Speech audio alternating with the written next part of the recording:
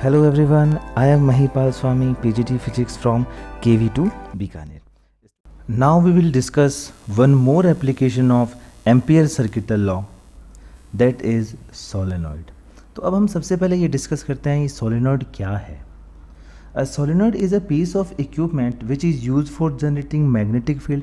यानी एक ऐसा इक्विपमेंट है जिससे हम मैग्नेटिक फील्ड क्रिएट कर सकते हैं. एक ऐसी डिवाइस है जिससे हम मैग्नेटिक फील्ड क्रिएट कर सकते हैं. अब इस डिवाइस में ऐसा क्या होता है जिसकी वजह से इसमें मैग्नेटिक फील्ड प्रोड्यूस होता है. तो a solenoid consist of an insulating long wire closely wound in the form of a helix.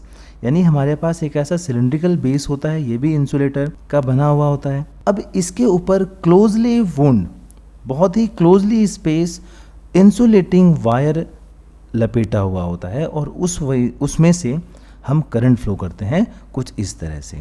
तो ये क्लोजली वुंड वायर है और इसमें से अब हम करंट फ्लो करेंगे किसी एक डायरेक्शन में. जैसे करंट फ्लो कर रहे हैं तो यहाँ से हमने करंट फ्लो किया तो ये करंट ऐसे घूमते हुए इधर फिर इस तरह से घूमते हुए एट लास्ट ये करंट यहाँ से बाहर आ जाती है. यानी एक एंड से करंट एंटर हुई और दूसरे एंड से करंट बाहर आ गई. अब सोलेनॉइड में एक चीज़ और ख़ास बात है कि इसकी जो लेंथ है वो डायमीटर के कंपैरिजन में लार्ज होती है. So its length is very large as compare to its diameter. तो ये सोलेनॉइड का सिंपल सा सेटअप है. अब हमने कहा था कि सोलेनॉइड मैग्नेटिक फील्ड डेवलप करती है. तो अगर किसी सोलेनॉइड के मैग्नेटिक फील्ड की अगर हम इमेजिन करें तो वो किस तरह से डेवलप होगा, तो वो हम यहाँ देखते हैं. तो this is the direction of magnetic field generated by the any solenoid. तो ये बिल्कुल वैसा ही है. यहाँ पर हमने एक सिंपल कॉइल को अगर हम कंसिडर करें, एक सिंपल वायर, ये जितने भी वायर बने हुए हैं उस वायर के अगर हम एक लूप को कंसिडर करें, जैसे ये एक लूप को मैं यहाँ कंसिडर कर रहा हूँ इस तरह से, तो इसमें हमने माना करंट किस तरह से फ्लो हो रहा है, यहाँ से करंट फ्लो हो रहा है ना. यानी करंट इसमें इधर करंट फ्लो हो रहा है. तो अगर हम यहाँ पर राइट हैंड थंब रूल लगाएं तो राइट हैंड थंब रूल लगाने पर हम ये देखते हैं कि यहाँ पर ये हमारे मुड़ी हुई अंगुलियाँ होगी इधर और यहाँ हमारा थंब होगा इधर. तो ये किसकी डायरेक्शन है, ये हमारे थंब की डायरेक्शन है और ये हमारी मुड़ी हुई अंगुलियाँ हैं. तो इसका मतलब ये हुआ, ये किसका डायरेक्शन है, ये करंट का डायरेक्शन है. तो ये किसका डायरेक्शन होगा, ये मैग्नेटिक फील्ड का डायरेक्शन होगा. तो इसलिए यहाँ पर इस केस में मैग्नेटिक फील्ड इस डायरेक्शन में आया है. हम मिड में तो ये ऐसा एज्यूम कर सकते हैं कि मैग्नेटिक फील्ड कांस्टेंट है, लेकिन यहाँ पर ये जो लास्ट वाले मैग्नेटिक फील्ड लाइन्स है ये थोड़ी सी कर्व हो जाती है इधर. लेकिन मिड में हम लगभग ऐसा एज्यूम कर सकते हैं कि मैग्नेटिक फील्ड कांस्टेंट है. तो ये था सोलेनॉइड का सेटअप. अब हमें ये फाइंड करना है कि सोलेनॉइड में जो मैग्नेटिक फील्ड डेवलप हो रहा है उसकी वैल्यू कितनी है, उसका अमाउंट कितना है. Okay, now again we consider a solenoid first. ये हमने एक सोलेनॉइड कंसिडर की है और यहाँ जो आपको डॉट दिखाई दे रहे हैं ये सभी डॉट ये रिप्रेजेंट कर रहे हैं कि यहाँ पर करंट इस स्क्रीन के परपेंडिकुलर एंड टूवर्ड्स यू है, आपकी तरफ है. और यहाँ पर ये सभी क्रॉस ये रिप्रेजेंट कर रहे हैं कि करंट की डायरेक्शन यहाँ पर प्लेन के परपेंडिकुलर और इनवर्ड है. हम यहाँ ये एज्यूम कर रहे हैं कि टोटल नंबर ऑफ टर्न्स है वो कैपिटल N है. यहाँ पे थोड़ा सा ध्यान रखना, हम दो तरह के सिंबल यूज़ करेंगे, capital N and small n. Capital N is the total number of turn. यहाँ पर हमने जितने भी टर्न दिए हैं हमारे इस वायर के, that is capital N. And small n is the total number of turns per unit length. Unit length में जितने टर्न आए हैं that is small n. And capital N is the total number of turns. इसके बारे में अब हम बाद में बात करते हैं. एक बार वापस आप डायग्राम को समझने की कोशिश कीजिए. तो ये हमारे पास सोलेनॉइड थी, हमने इसके ऊपर एक इंसुलेट किया हुआ वायर लपेट दिया. अब हमें इसमें से करंट फ्लो करनी है तो हमने इस डायरेक्शन में इसमें करंट फ्लो की. और अगर अब हम यहाँ पर मैग्नेटिक फील्ड की बात करें तो मैग्नेटिक फील्ड की डायरेक्शन जैसा कि मैंने अभी आपको बताया था, this is the direction of magnetic field. In this case ये जो करंट की डायरेक्शन है, करंट का ओरिएंटेशन है, उसके अकॉर्डिंग यहाँ पर मैग्नेटिक फील्ड की डायरेक्शन कुछ इस तरह से होगी, जो अभी हम यहाँ पर इस डायग्राम में शो नहीं कर रहे क्योंकि अब आपको लाइन ही लाइन दिख रही है. तो इससे बचने के लिए अब आपको पता है ये मैग्नेटिक फील्ड की डायरेक्शन है तो एक बार हम बाकी जो मैग्नेटिक फील्ड है उसको एक बार हटा देते हैं। तो ये हमारे पास सिंपल सा डायग्राम है, और आप बस इतना ध्यान रखिए कि this is the direction of magnetic field for this case. अब मुझे यहाँ पर एम्पियर सर्किटल लॉ अप्लाई करना है। तो एम्पियर सर्किटल लॉ अप्लाई करने के लिए हमारे पास सबसे पहले ज़रूरी होता है कि हमें एक एम्पीरियन लूप को कंसिडर करना है। तो यहाँ पर हम जो एम्पीरियन लूप कंसिडर कर रहे हैं दैट इज़ PQRS, यानी यहाँ पर हमने एक रेक्टेंगुलर एम्पीरियन लूप कंसिडर किया है जिसमें जो PQ की लेंथ है वो कैपिटल L है, और हमारी जो डायरेक्शन होगी वो P to Q and then Q to R, R to S and at last S to P होगा। ये हमारा एम्पीरियन लूप का डायरेक्शन होगा। अब हम एम्पियर सर्किटल लॉ अप्लाई करते हैं, और एम्पियर सर्किटल लॉ का फर्स्ट जो फॉर्मूला है line integral of magnetic field over closed path, और हमारा जो क्लोज्ड पाथ है दैट इज़ PQRS।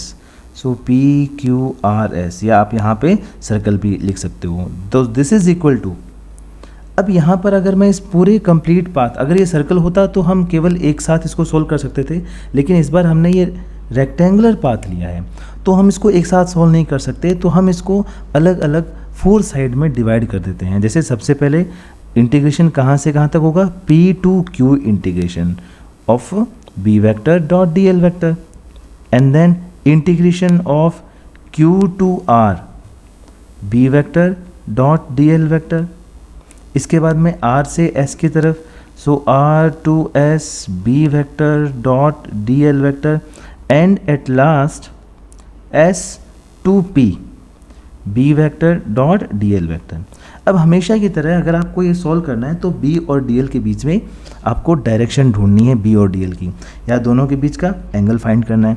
जैसे सबसे पहले मैं इसकी बात करता हूँ, तो यहाँ पर B डॉट DL, यानी जब आप P से Q की तरफ जा रहे हो तो श्योर है जो डायरेक्शन है वो तो DL की डायरेक्शन तो ये है, और हमने स्टार्टिंग में ही एज्यूम कर लिया है कि जो मैग्नेटिक फील्ड है उसकी डायरेक्शन इस तरफ है, तो ये मैग्नेटिक फील्ड की डायरेक्शन हो गई। ये तो B की डायरेक्शन, ये DL की डायरेक्शन, दोनों सेम डायरेक्शन में, थीटा कितना हुआ 0। So this can be written as P to Q B DL। जब मैं डॉट प्रोडक्ट ओपन करूंगा तो cos थीटा आएगा, and cos theta is 0, cos 0 plus हम सोल्व करते हैं Q to R। जब आप Q से R की तरफ जा रहे हो यानी आपका डायरेक्शन है ये, Q से R की तरफ जा रहे हो यानी आप जा रहे हो सीधा ऊपर की तरफ, और अगेन मैग्नेटिक फील्ड की डायरेक्शन कहाँ है, मैग्नेटिक फील्ड की डायरेक्शन इस तरफ है, तो आपको दिख रहा है हियर थीटा इज 90 डिग्री। तो थीटा 90 डिग्री होने की वजह से ये जो BDL है इसकी वैल्यू क्या आ जाएगी, कंप्लीट वैल्यू 90 है एंड cos 90 0, तो ये जो पूरी वैल्यू है ये पूरी वैल्यू आपको 0 मिलेगी यहाँ पर। प्लस अब आपको आना है R से S की तरफ, तो देखो R से S आप जा रहे हो तो डैप की DL की डायरेक्शन तो ये है, ठीक है। ऑब्वियसली मैग्नेटिक फील्ड की डायरेक्शन यहाँ पे है, यानी बीच का जो आपका जो टोटल एंगल है वो 180 बन रहा है, लेकिन इसके बावजूद यहाँ पर कंप्लीट वैल्यू 0 आएगी, क्योंकि जब आप इस लूप की बात कर रहे हो, जब आप इस साइड की बात कर रहे हो तो ये साइड हमने सोलेनॉइड से बाहर लिया है। सोलेनॉइड से बाहर लेने की वजह से यहाँ पर कोई मैग्नेटिक फील्ड ही नहीं है, मैग्नेटिक फील्ड नहीं है यानी यहाँ B ही नहीं है, तो इधर B 0 होने की वजह से अगेन हमारी ये वाली जो वैल्यू है ये फिर से 0 हो जाती है। प्लस अब हम बात करते हैं जब हम S से P की तरफ जा रहे हैं, यानी हमारा डायरेक्शन ये है नीचे की तरफ, S से P की तरफ, और अगेन मैग्नेटिक फील्ड की डायरेक्शन इस तरफ है, तो थीटा यहाँ पर क्या हुआ 90, सो cos 90 इज 0, तो ये वैल्यू भी हमारे पास 0 मिलती है। तो कुल मिला के जो हमने स्टार्ट किया था integration of PQRS B vector dot DL vector, तो ये केवल किसके इक्वल आता है, P to Q B DL and cos 0 is 1। तो आगे और सोल्व करते हैं। So integration of PQRS B vector dot DL vector is equals to integration P to Q B DL। अब हम इसको सॉल्व करते हैं। अब देखो मैग्नेटिक फील्ड तो सेम है तो हम इस B को बाहर रख सकते हैं, and integration P to Q DL, और अगर इसकी बात करें P से Q DL, जब आप P से Q की तरफ गए थे तो हमने उस लेंथ को एज्यूम किया था, L लेंथ एज्यूम किया था, सो B एंड L, BL। तो ये हमारे पास इसकी वैल्यू आ गई BL। अब एम्पियर सर्किटल लॉ में हमें समेशन I और चाहिए इधर। So from ampere circuital law B vector dot DL vector is equals to mu naught summation I। सो इसकी वैल्यू तो हमें इस इक्वेशन से क्या मिलेगी, BL मिल गई, and this is equals to mu naught summation I। अब मुझे अगर मैग्नेटिक फील्ड की वैल्यू फाइंड करनी है तो मुझे बस समेशन I फाइंड करना है, और जैसे ही मुझे समेशन I मिलेगा मुझे आंसर मिल जाएगा।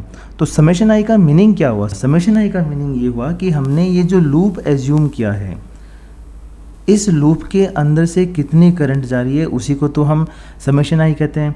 जैसे यहाँ पर ये देखो, ये जैसे ये लूप है, इस लूप में से करंट I पास हो रही है, फिर इस लूप में से भी करंट I पास हो रही है, इसमें से करंट I पास हो रही है। तो अगर हम टोटल करंट की बात करें तो वो NI होगा।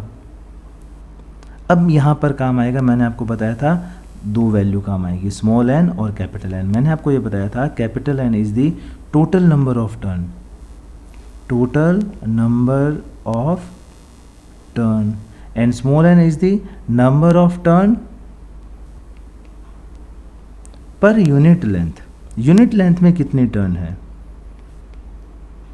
ये कुछ इस तरह से है जैसे मान लिया हमने सोलेनॉइड की लेंथ 1 मीटर है, 10 मीटर मान लेते हैं एक बार, सोलेनॉइड की लेंथ 10 मीटर है, और हमने जो टोटल नंबर ऑफ टर्न्स लिए हैं वो 5000 लिए हैं, मतलब 5000 टोटल नंबर ऑफ टर्न है। तो ये जो 5000 है ये कैपिटल N की वैल्यू है, और मुझे स्मॉल n ढूंढना है। स्मॉल n का मतलब number of turns per unit length. तो जब आप 5000 डिवाइड बाय 10 करोगे तो इसका मतलब क्या हुआ, हर 1 मीटर में नंबर ऑफ टर्न आपको कितने मिलेगी, 500 टर्न मिलेगी। सो this is the small n, यानी 500 is the small n and 5000 is the capital N। तो ये क्लियर है। तो यहाँ पर हमने ये एज्यूम किया है कि here number of turn per unit length is small n। तो आपका जो एम्पीरियन लूप है, इस एम्पीरियन लूप में से टोटल करंट तो पास नहीं हो रही ना, इस एम्पीरियन लूप में। तो जैसे अगर हम इस फिगर की बात करें तो इस फिगर में से देखो, ये केवल 3 लूप, ये जो 3 लूप है ग्रीन लूप, ये 3 लूप ही इस एम्पीरियन लूप में से पास हो रहे हैं। तो इस वजह से जो समेशन I की वैल्यू आएगी वो आप कुछ इस तरह से लिख सकते हो, that summation I is equals to small n L multiply by I। और I क्या है यहाँ पर, स्मॉल n, और L का मीनिंग क्या हुआ, स्मॉल n L का मीनिंग ये हुआ total number of turns in length L। तो L लेंथ में, जैसे यूनिट लेंथ में टोटल नंबर ऑफ टर्न्स कितना हुआ, यूनिट लेंथ में total number of turns n है, तो L लेंथ में टोटल नंबर ऑफ टर्न्स कितना हो जाएगा, NL। तो हमें टोटल समेशन, और हर एक लूप में से I करंट पास हो रहा है, तो समेशन I की वैल्यू हो जाएगी स्मॉल n L I, और ये वैल्यू आप यहाँ पुट कर दीजिए तो हमें वैल्यू कुछ इस तरह से मिलेगी, that BL is equals to mu naught n L I। यहाँ पर कैपिटल L से L कैंसिल, और B की वैल्यू हमें मिलेगी म्यू नॉट n I। तो यहाँ पर हमें ये ध्यान रखने वाली बात है। अगर आप इसको इन टर्म्स ऑफ कैपिटल N लिखो तो ये कुछ इस तरह से आ जाएगा, that B is equals to mu not capital N upon L into I। ये in small terms of small n and in terms of capital N। अब यहाँ देखो, हमने जो अभी भी फॉर्मूला डिराइव किया है सोलेनॉइड की वजह से मैग्नेटिक फील्ड की value, that is mu naught NI। So this relation gives the magnetic field induction at a point well inside the solenoid, यानी सोलेनॉइड के इनसाइड की वैल्यू है मैग्नेटिक फील्ड की। And if we want to find magnetic field at a point near the end of the solenoid, then the value of magnetic field is the mu naught NI divided by 2। तो ये simple सी दो value है जो हमें ध्यान रखनी है। अब हम मूव करते हैं एम्पियर सर्किटल लॉ की एक और एप्लीकेशन की तरफ, that is the toroid. The toroid is hollow circular ring. ये एक होलो सर्कुलर रिंग है on which a large number of insulated turn of a metallic wire are closely found. तो इसके चारों तरफ हमने इस तरह से इंसुलेटेड वायर को लपेटना है, बिल्कुल जैसे हमने सोलेनॉइड में लपेटा था। तो आप ये यहाँ देख सकते हो, जैसे ये वायर है, हमने इसको पूरे टोरॉइड पे इस तरह से लपेट दिया है। तो ये है सिंपल सा टोरॉइड का सेटअप। और सिंपल लैंग्वेज में हम इसको इस तरह से भी कह सकते हैं that a toroid is an endless solenoid. Toroid क्या है? एक एंडलेस सोलेनॉइड, एक ऐसी सोलेनॉइड है जो कभी ख़त्म नहीं होती। यानी आप उसको इस तरह से समझ सकते हो, जो हमने सोलेनॉइड बनाई थी, अगर हम इस सोलेनॉइड के दोनों एंड को आपस में ज्वाइन कर दें तो हमें क्या मिलेगा? हमें ये टोरॉइड मिलेगा, जिसको हम क्या कह सकते हैं? टोरॉइडल सोलेनॉइड भी कह सकते हैं। इस केस में बस हमें इतना ध्यान रखना है, जो मैग्नेटिक फील्ड की वैल्यू आएगी, सोलेनॉइड के केस में मैग्नेटिक फील्ड की वैल्यू क्या थी? म्यू नॉट एन आई। तो यहाँ पर भी म्यू नॉट एन आई ही आएगी, लेकिन हमें इस एन की वैल्यू के बारे में ध्यान रखना है। सोलेनॉइड के केस में this small N is the capital N upon L, but in this case B is equals to mu not capital N, और instead of capital L we use 2 pi R, और R यहाँ पर ये radius है इधर, and this is I. So this is the value of magnetic field for the toroid. तो अगर हम इसको इस तरह से प्रूव भी कर सकते हैं, जैसे यहाँ ये मैग्नेटिक फील्ड, ये डिस्टेंस ओ, यहाँ पर मैग्नेटिक फील्ड की वैल्यू भी ज़ीरो है, बाहर भी मैग्नेटिक फील्ड की वैल्यू ज़ीरो है, लेकिन यहाँ पर इस रिंग के अंदर मैग्नेटिक फील्ड की वैल्यू ज़ीरो नहीं है। इसका डेरिवेशन एग्जाम में नहीं आता, तो इसलिए मैं डेरिवेशन एक्सप्लेन नहीं कर रहा, बस हमें केवल ये फॉर्मूला ध्यान रखना है that B is equals to mu naught N I, and here this n is the capital N upon 2 pi r, that's it.